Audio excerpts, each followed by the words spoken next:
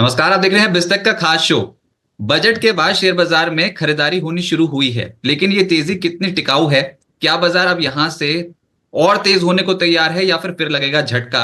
और अगर इस बार की तेजी सस्टेनेबल हुई तो कौन से सेक्टर्स फोकस में रहेंगे? आपकी अप्रोच क्या होनी चाहिए? और अगर आप म्यूचुअल फंड्स के जरिए पैसा डाल रहे हो शेयर बाजार में, तो आपको कैसे एक बैलेंस पोर्टफोलियो बनाना चाहिए? इस शो में ये सब बातें डिस्कस करेंगे। हमारे साथ आज के खास मेहमान निखिल निखिल रुंगटा जी इस समय ज्वाइन कर रहे हैं, को CIO of equity LIC mutual fund से। निखिल जी नमस्कार, स्वागत है आपका बिस्तक पे। नमस्कार नमस्कार Rajat ji, thank you for having me, और आपके दर्शकों को भी नमस्कार।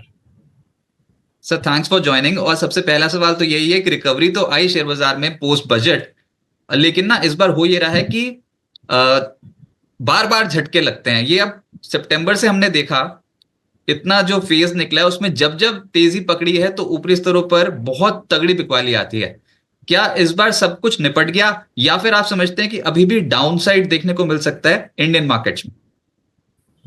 रजत जी, सबसे पहली बात तो देखिए, ये जो डाउनसाइड वगैरह आ रही है, ये मैं अपसाइड या डाउनसाइड के बदले वॉलिटिलिटी कहूंगा इसे। सो एक हमारे इन्वेस्टमेंट में कहावत है कि जब हमारे हार्ट का चार्ट ऊपर नीचे रहता है तो वो चलता रहता है, और स्ट्रेट लाइन हो गई तो वो ईसीजी की चार्ट की लाइन अगर स्ट्रेट हो गई तो प्रॉब्लम हो जाती है। तो हमारा मार्केट वैसे ही रहेगा।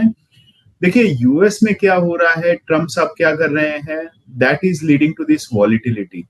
अभी नॉट ओनली अभी बट पिछले टर्म में भी जब वो आए थे, ये वॉलिटिलिटी रही थी और ये रहेगी। आज अगर हम पीक से देखें तो हमारा मार्केट या निफ्टी की बात करूं तो वो खाली 9-9.5% डाउन है। तो एज सच डाउन है नहीं, लेकिन वो जो जिस तरह की वॉलिटिलिटी है वो कंटिन्यू रहेगी। देखो, मैं ये बोलूंगा, एवरीवन एग्रीज, सब मानते हैं कि इंडिया बुल मार्केट के फेस में है। अब बुल मार्केट में क्या है, हम 3 फेसेस में इस बुल मार्केट को डिवाइड कर सकते हैं। पहला फेस जब सब कुछ चलता है, आपका ए टू जेड सारे स्टॉक्स चलेंगे, जो हमने जस्ट आफ्टर कोविड देखा। दूसरा फेज था जब आपके सेक्टर्स और थीम्स चलते हैं, जो हमने पिछले 2 साल में देखा। और तीसरा फेज ऑफ बुल मार्केट होता है जब आपका स्टॉक स्पेसिफिक मूवमेंट होता है, जो कि अभी चल रहा है। आप देखिए, मार्केट कहीं नहीं जा रहा है, वो ±10% पे है, लेकिन स्टॉक स्पेसिफिक मूवमेंट ऐसे हैं कि वहां पे हमें 40-50% तक का भी मूवमेंट दिख रहा है। तो ये पूरा साल मैं बोलूंगा कि स्टॉक स्पेसिफिक रहेगा, एंड आपके स्टॉक पिकिंग स्किल्स की जांच होगी इस मार्केट में। आपने बीच में डोनाल्ड ट्रंप का मुद्दा भी छेड़ दिया सर, तो अगला प्रश्न वही पूछ लेता हूं मैं। ये करना क्या चाहते हैं? ये धमकी दे रहे हैं अलग अलग देशों को कि मैं आ गया हूं, बस अब आप, मैं डॉन हूं और जो मैं बोलूंगा वही होगा, बस टैरिफ लगा दूंगा मैं सब कंट्रीज के ऊपर। अच्छा, फिर दूसरे डरे भी नहीं, उन्होंने भी रिटेलिएशन कर दिया, चाइना ने भी कर दिया है, मैक्सिको कनाडा भी सोच रहे हैं। तो ये होगा क्या? ये आखिरकार तो जनता ही पिस जाएगी, क्योंकि एकदम से ऐसा लग रहा है कि जो भी पॉलिसी होगी post this Donald Trump tariff war, वो इन्फ्लेशन को बढ़ा देगी ग्लोबल स्केल पे। देखिए, प्रॉब्लम यही है कि अगर मैं डोनाल्ड ट्रंप साहब की बात करूं तो मुझे ही क्या, शायद उनको खुद को नहीं पता कि वो शाम को क्या करने चाहेंगे। तो प्रॉब्लम वहां आती है कि कहाँ कहाँ टैरिफ लगाना है, कितना टैरिफ लगाना है। एंड अगर मैं उनका ये वाला टाइम, ये वाला टर्म और पिछला टर्म कंपेयर करूं तो फर्क क्या है कि पिछले टर्म में वो जब आए थे उनके पास गन थी और गन पाउडर था। इस टर्म में जब वो आए हैं उनके पास गन है लेकिन गन पाउडर नहीं है। गन पाउडर से मेरा मीनिंग है, वो जो टैरिफ लगा रहे हैं, क्या उनके पास उतना लीवे है, क्या वो उतना टैरिफ लगा सकते हैं? मतलब देखो, उन्होंने कनाडा, मैक्सिको, चाइना के ऊपर टैरिफ की बात की है, लेकिन ये 3 देशों से उनका टोटल 47% इंपोर्ट होता है। जब आप इन 47% ऑफ इंपोर्ट के ऊपर इतना ज्यादा टैरिफ लगा दोगे तो आपका inflation goes for a toss, और इन्फ्लेशन अगर स्पाइक कर जाता है तो आपके सारे फिस्कल नंबर, मैक्रो नंबर्स खराब हो जाते हैं। तो इसीलिए मैं बोलता हूँ, इस बार उनके पास गन है लेकिन गन पाउडर नहीं है। हाँ, दूसरी चीज, जैसे कि आप बोल रहे हो कि डराते धमकाते हैं क्या, तो मैं ये बोलूंगा, प्रेसिडेंट ट्रम्प साहब पॉलिटिशियन नहीं है, वो बिजनेसमैन है। और बिजनेसमैन की एक चीज होती है, अगर उनके हाथ में पावर नहीं होता है तो वो एक अपना ऑरा बना देते हैं कि जब भी वो अपने पार्टनर के साथ नेगोशिएटिंग टेबल पे बैठे तो वो पार्टनर उसी डर से आए कि भाई मेरे पे 25% या 50% टैरिफ लगा देंगे तो वहां से मैं थोड़ा भी कम करा सकूं, मैं ठीक रहूंगा। तो वो अपना माहौल क्रिएट करते हैं ताकि नेगोशिएटिंग टेबल पे उनका पावर चलता रहे। अच्छा, अब जो हमारे जो अभी रिसेंटली सबसे बड़ा ट्रिगर बाजार के लिए निकला वो था बजट 2025।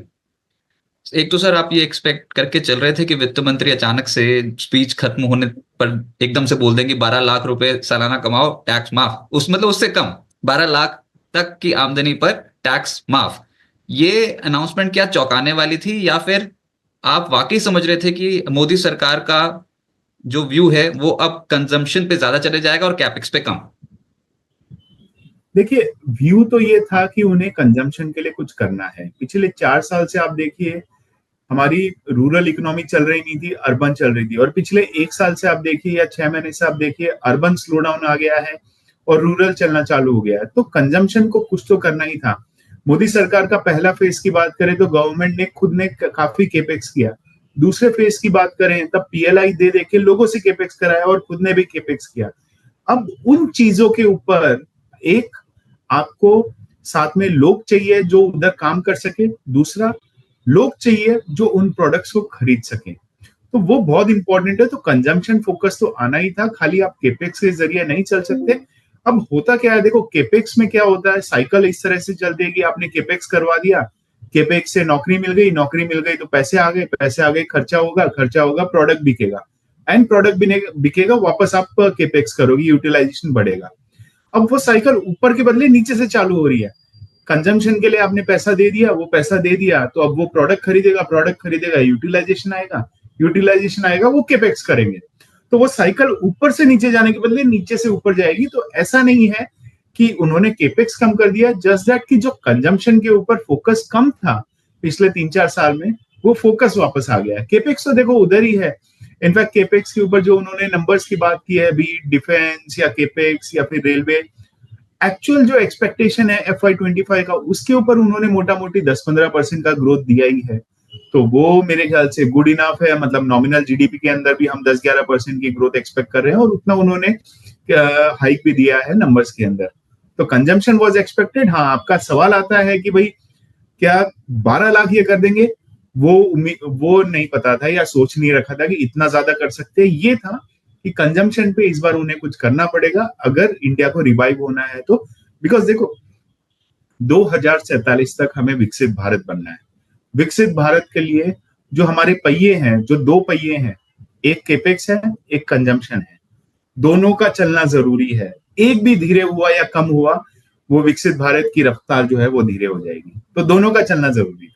लेकिन सर ये ना फिर मिडिल क्लास को टारगेट किया गया, और मिडिल क्लास की तो काफी समय से मांग थी। ये अचानक क्या हो गया? हमने बीते जो इलेक्शंस देखे थे, जो जनरल इलेक्शंस हुए थे, उसमें मोदी सरकार को सेटबैक तो लगा, गठबंधन की सरकार बनानी पड़ी। तो क्या ये बजट थोड़ा पॉलिटिकली इन्फ्लुएंस्ड बजट लगता है आपको, जो एकदम से मिडिल क्लास के ऊपर इतना ज्यादा फोकस चला गया मोदी सरकार का? देखो, पॉलिटिकली इन्फ्लुएंस तो मैं बोलूंगा नहीं, बिकॉज सी अगर मिडिल क्लास की बात करें या फिर टैक्स पेइंग जनता की बात करें, उनका परसेंटेज बहुत कम है आज। तो उनका मोदी सरकार का अगर पॉलिटिकली इन्फ्लुएंस होता तो फोकस ये 2-3% नहीं होता जो टैक्स भर रहे हैं।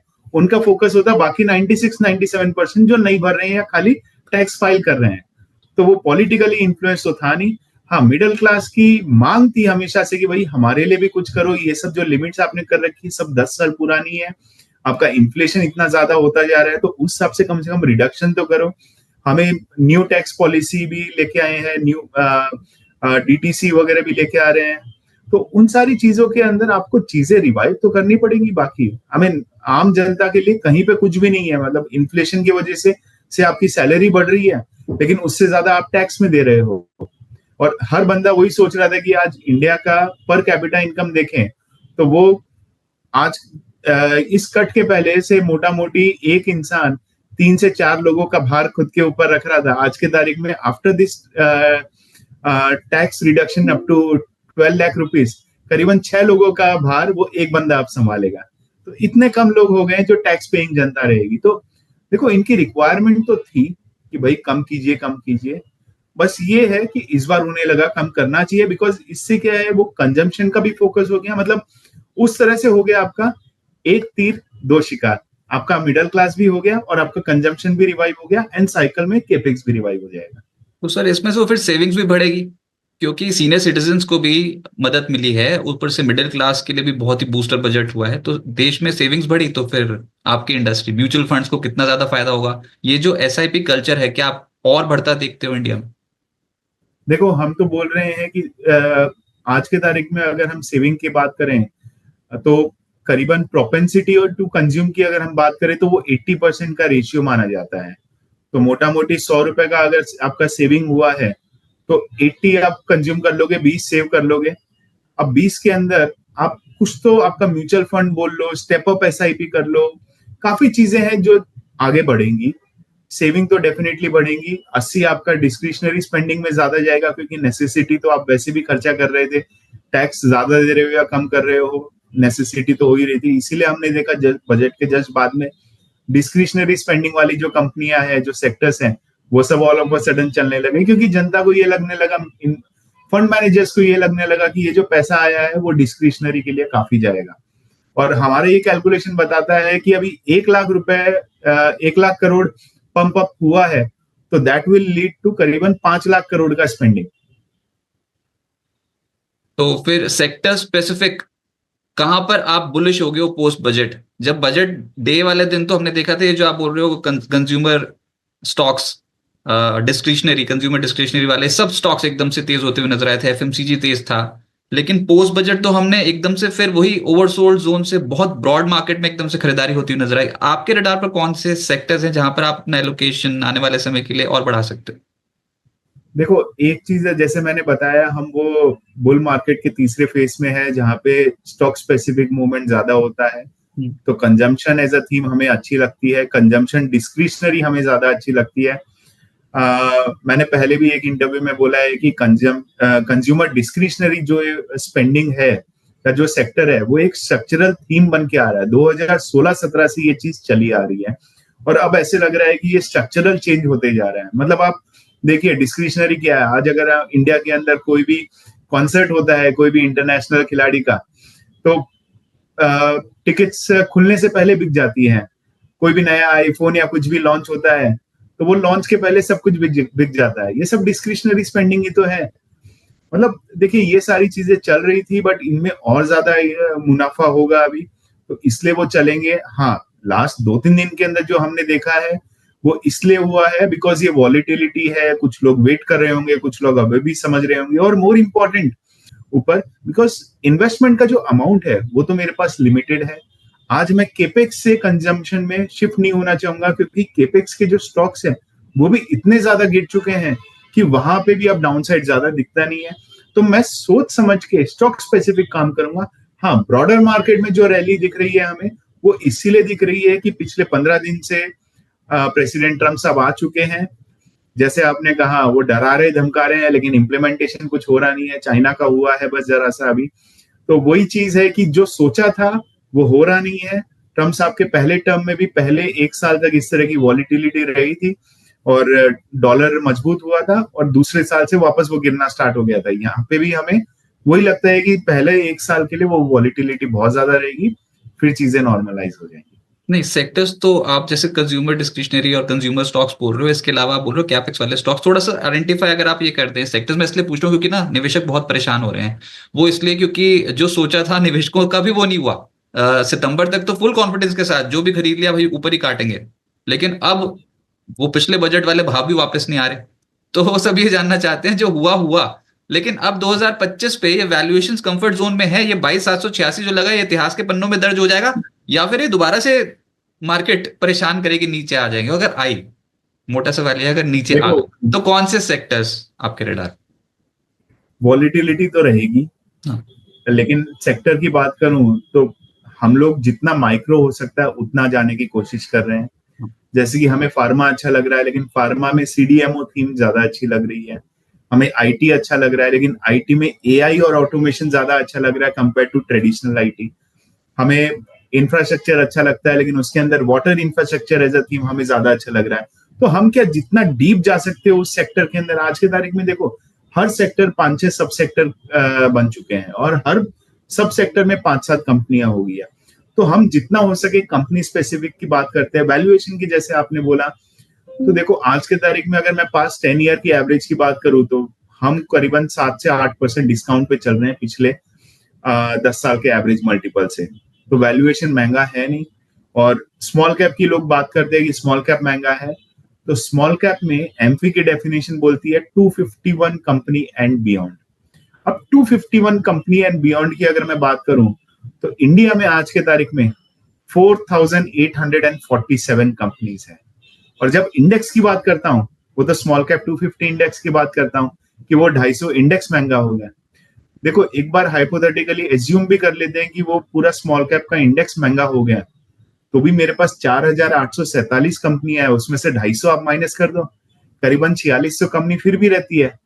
तो उसके अंदर से तो मेरे को कुछ चुनिंदा हिडन जेम्स निकालने, साल के 5 या 6, बस वो निकालने। इसीलिए मैं बोल रहा हूँ कि this has become a stock specific market. आपका स्टॉक पिकिंग स्किल्स जो है वो बहुत इंपॉर्टेंट रहेगा इसके अंदर। मार्केट शायद पूरे साल भर प्लस माइनस 10% के अंदर यहीं पे घूमता रहे, लेकिन आपके स्टॉक्स में बहुत ज्यादा मूवमेंट होंगे। आपको स्टॉक पिकिंग पे बहुत ज्यादा फोकस करना होगा। सरकारी ठप्पे वाली कंपनियां सर चलेंगी? लोगों के पास भर भर के पड़ी हुई हैं। वो देख लिया था ना एक बार, रिटर्न भाग रहे थे हर साल, मतलब 40-40, 50-50% के रिटर्न तो ऐसे ही आ जाते थे। ये तो आम बात हो गई थी कि मोदी सरकार आई है तो एकदम से सरकारी कंपनियों के ऊपर ही बेट लगानी शुरू कर दी सबने।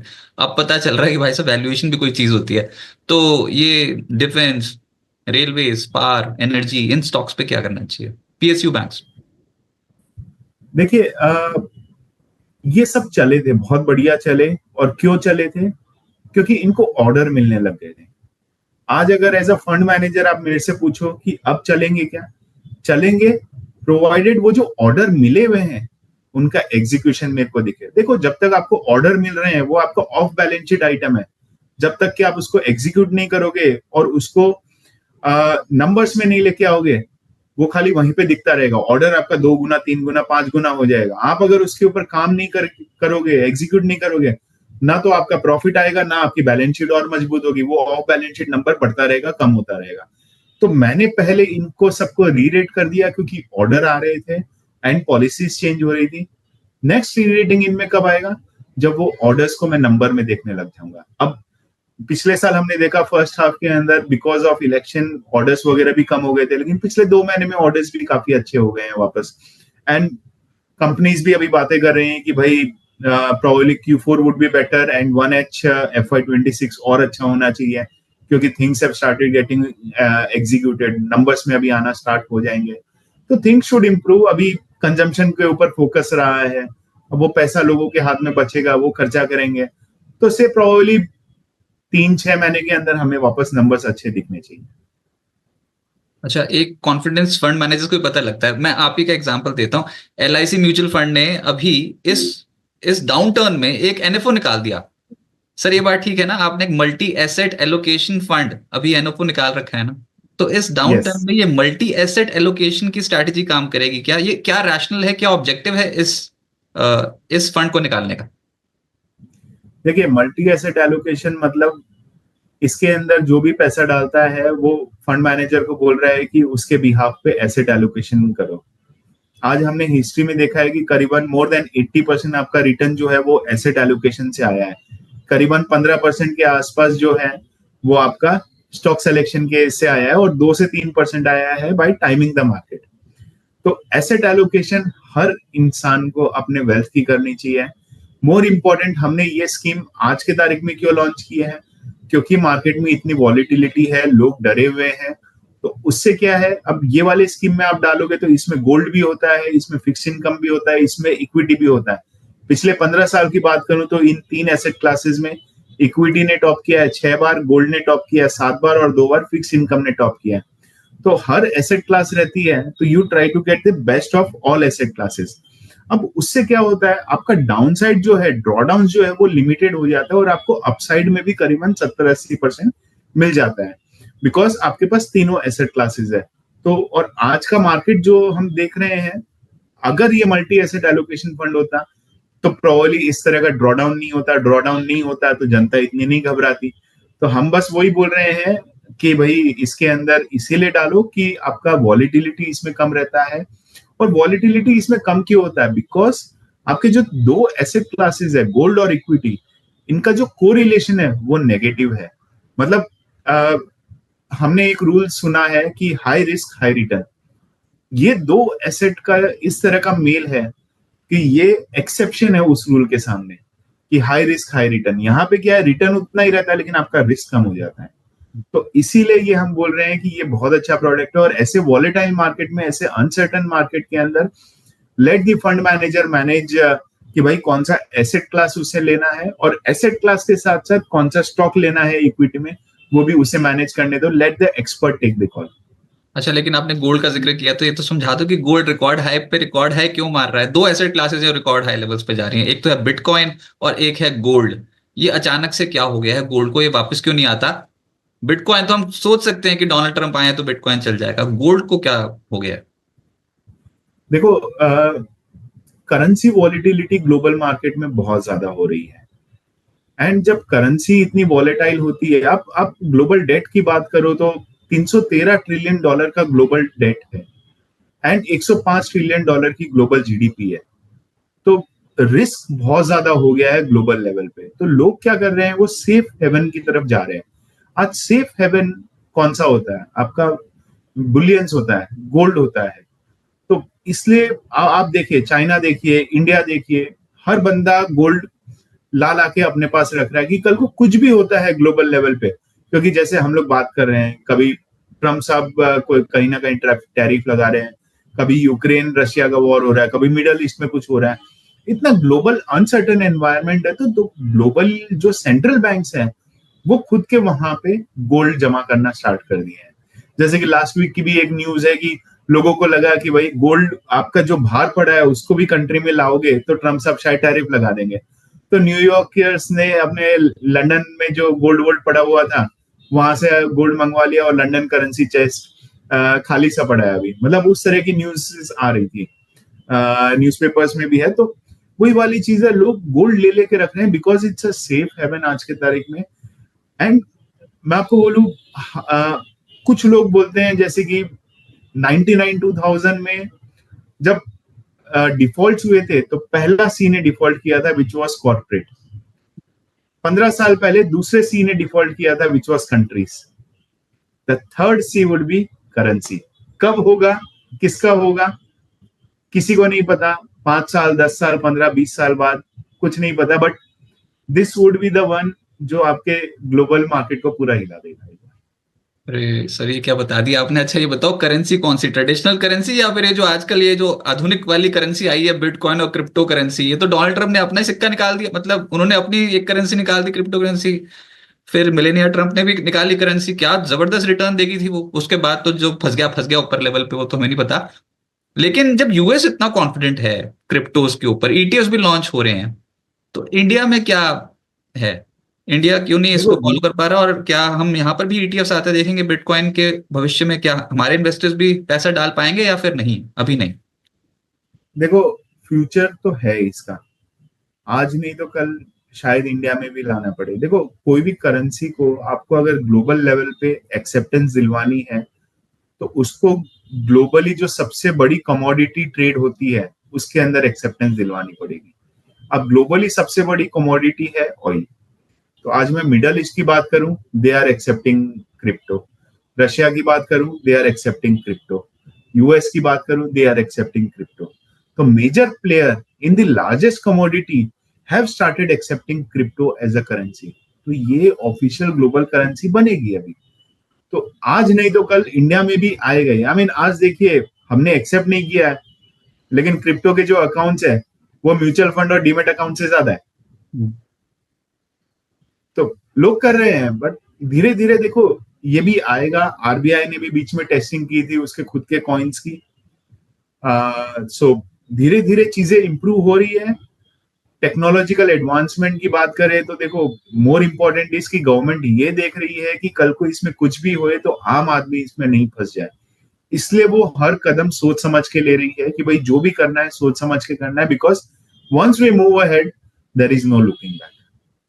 तो हम पहले अच्छी तरीके से टेस्टिंग करेंगे, उसके बाद ही हमारे यहाँ एक्सेप्टेंस होगी। अच्छा यही चीज फिर, ये थोड़ा आउट ऑफ सिलेबस जा रहा हूं मैं, वो ये है कि एक डीप सीक करके चीज आई सर चाइना में, तो उसने ऐसा हड़कंप मचाया कि वो भी एकदम से यूएस वालों को टक्कर देने को तैयार हो। कितना चलेगा नहीं पता नहीं, चाइना का है ना इसलिए, लेकिन कर तो दिया उसने एक बार खेल। तो हम तो artificial intelligence as a platform हम खुद थोड़ी डेवलप कर रहे हैं, हम तो दूसरों के लिए काम करने को तैयार हो रहे हैं। तो सरकार ने इस बार फंडिंग तो करी है बजट में। आपको लगता है कि ये आर्टिफिशियल इंटेलिजेंस का दौर भी इनफैक्ट फाइनेंशियल मार्केट्स के लिए भी बहुत बहुत एक ट्रेंड सेटर हो सकता है, गेम चेंजर साबित हो सकता है? देखो, ये हो सकता है, और अभी गवर्नमेंट ने भी अनाउंस किया है कि दे आर ऑल्सो फोकसिंग, इस पे भी वो फोकस कर रहे हैं। 8-10 महीने के अंदर वो भी इसके ऊपर कुछ काम कर रहे हैं, कुछ ना कुछ करेंगे। तो देखो, अभी 8-10 महीने का टाइम लिया है। अब चैट जीपीटी, एआई, ये सब चल रहा है 2-3 साल से। चाइना ने all of a sudden deep seek निकाल दिया। इसका मतलब ये नहीं कि चाइना ने अभी काम किया और निकाल दिया, वो भी कब से काम कर रहा होगा। गवर्नमेंट भी अभी 8-10 महीने की बात कर रही है, वो भी काम कर रही होगी इस चीज के ऊपर। Probably it wants 8 to 10 more months. इसलिए उन्होंने बोला है कि 8-10 महीने में हम भी हमारा ये एआई ऐप वगैरह कुछ निकाल देंगे, तब हम देखते हैं। तो देखो, फ्यूचर तो ये है, बट हाँ, अब वही वाली चीज है कि आप क्या बाहर वाले ये डीप सीक या एआई या चैट जीपीटी इनको यूज करना चाहोगे, या आपके खुद के? बिकॉज आप इसके अंदर आपका सिक्योरिटी इशू, ब्रीच बहुत बड़ा होता है। मतलब आप कुछ भी करते हो, you exposes everything to that particular app. तो वो बहुत ज्यादा इंपॉर्टेंट हो जाता है। अब जैसी डीप सीक आया, चाइना और यूएस में वो बातें चली गई कि भाई डीप सीक ने किसका डेटा लिया और माइक्रोसॉफ्ट ने किसका डेटा लिया, वो सारी चीजें चालू हो गई है। अब यूएस बोल रहे हैं because of security reason DeepSeek use नहीं करना चाहिए। इंडिया ने बोला है कि डोंट यूज चैट जीपीटी और DeepSeek because of security reason. जब उस तरह की चीजें मार्केट में आने लगेगी, तो हर कंट्री अपना अपना एआई प्लेटफॉर्म बनाओ और उसे यूज करो। इनफैक्ट हमारे यहाँ पर ये भी तो है ना, सरकार ये भी तो चाहती है कि जॉब ग्रोथ हो, और वो भी एक सेटबैक होता चला जा रहा है कि पता नहीं आर्टिफिशियल इंटेलिजेंस जॉब मार्केट पे कितना असर डालेगी। तो इसके चलते भी थोड़ा पॉलिसी रिफॉर्म्स इस मोर्चे पे धीरे धीरे ही होंगे, जब भी होंगे तो। लेकिन सर अब फिर से मार्केट पे आते हैं, जाते आते बस ये बता जाइए कि जो निवेशक हैं बहुत परेशान हो गए। हुआ ये कि पिछले 1-1.5 साल में जो कमाया था ना, वो मार्केट एक झटके में ले गई। अब म्यूचुअल फंड्स में भी पैसा जिनका ग्रो होके पड़, मतलब सपोज करो किसी ने एसआईपी कर रखी हो पिछले 15 साल से, 10 साल से, उसको भी बहुत तगड़ा सेटबैक लगा है इस बार। और हम ये कहते हैं कि लॉन्ग टर्म में पैसा डालना चाहिए, लॉन्ग टर्म में। तो वो इस तनाव को कैसे झेलें, और क्या वो अपनी सिस्टमैटिक इन्वेस्टमेंट्स कंटिन्यू कर सकते हैं? देखो, उसे तो कंटिन्यू करना चाहिए। ठीक है, 1 साल का सिप रिटर्न अभी नेगेटिव दिख रहा है। 2007 से 2013 की बात करूं तो वो 6 साल लोगों ने नेगेटिव रिटर्न्स देखे थे। लेकिन उसके बाद में जो रिटर्न उन्होंने देखा, वो 6 साल का गम पूरा भुला दिया। तो ये सब क्या है, फेसेस है मार्केट के। इसमें जीतता कौन है? वही जीतता जो डिसिप्लिन्ड होता है। अगर आपने ऐसे मार्केट के अंदर आपका सिस्टमैटिक इन्वेस्टमेंट प्लान वगैरह बंद कर दिया, तो आपने किस मोमेंट पे बंद किया? जब मार्केट नीचे है। जैसे हमारे राकेश झुनझुनवाला जी का एक कोट है, कुछ सालों में हमें रिटर्न्स मिलते हैं, कुछ सालों में हमें यूनिट्स मिलते हैं। तो प्रोबेबली ये वो साल है जब हम यूनिट्स कमाएंगे, और जिस साल में हम यूनिट्स कमाते हैं उस साल में केक काटो और पार्टी करो। बिकॉज कल को अगर रिटर्न आएगा, आपके पास यूनिट सफिशिएंट नहीं है, तो आपको खुशी नहीं मिलेगी। तो वही वाली चीज है सर कि भाई डिसिप्लिन रहो। हाँ, एक चीज है, पिछले 5 साल का जो रिटर्न है वो देख के आप एक्सपेक्टेशंस मत लगाइए। आप देखिए, 1 साल का ऐसा सिप रिटर्न नेगेटिव हुआ है, लेकिन 3 साल का अभी भी पॉजिटिव है।